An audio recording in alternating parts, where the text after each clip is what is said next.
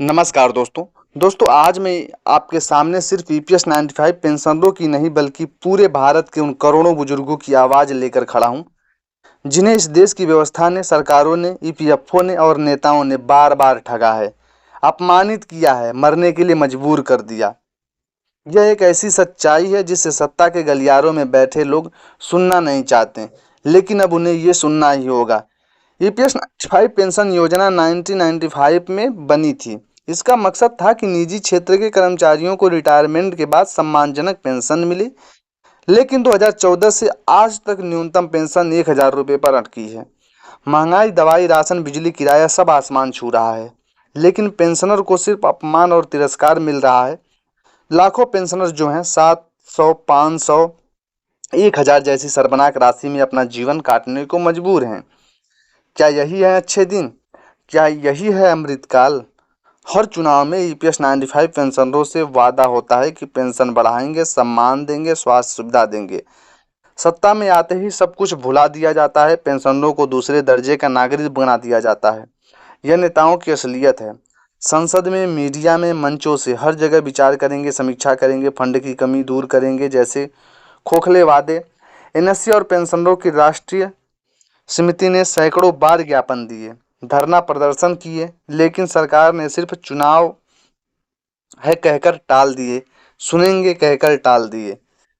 EPFO के पास 8 लाख करोड़ से ज्यादा का फंड है, पेंशनर्स के हिस्से में सिर्फ उपेक्षा आती है। सुप्रीम कोर्ट के आदेशों को ईपीएफओ ने अपने हिसाब से तोड़ मरोड़ रखा है, जिससे लाखों पेंशनर्स उस पेंशन से वंचित रह जाते हैं। पोर्टल पर आवेदन करो तो कभी तकनीकी खराबी होती है, कभी दस्तावेज की कमी, कभी नीति नहीं बनी। हर बार पेंशनरों को चक्कर कटवाए जाते हैं। उच्च पेंशन का नाम पर लाखों पेंशनरों को डिमांड नोटिस भेजा जाता है, फिर भी पेंशन न बढ़ना यह खुला शोषण है। ईपीएफओ के अफसरों को पेंशनरों की तकलीफों से कोई मतलब नहीं है। हजारों पेंशनर दवाओं के अभाव में तड़प तड़प कर मर गए।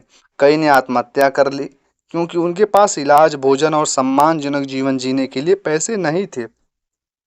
सरकार और ईपीएफओ ने इन मौत के आंकड़ों को सिर्फ आंकड़ा मानकर अनदेखा कर दिया। कोई मंत्री, कोई सांसद, कोई अफसर इन परिवारों के आंसू पोंछने नहीं गया।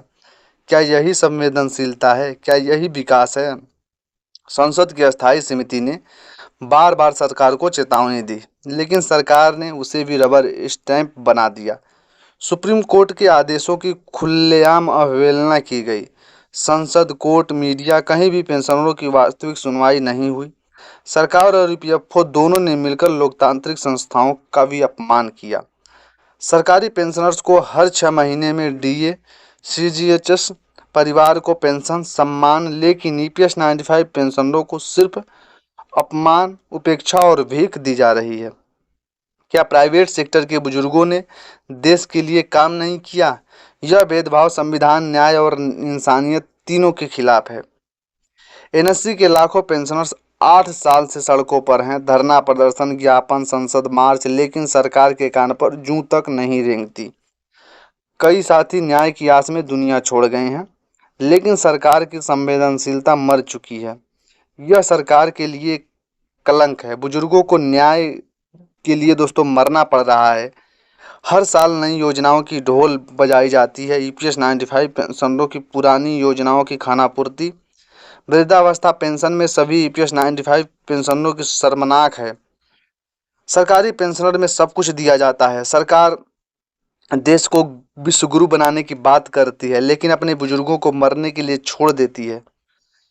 अगर सरकार ने अब भी नहीं सुना तो यह आंदोलन दोस्तों देश में नहीं बल्कि अंतर्राष्ट्रीय मंचों से भी गूंजेगा।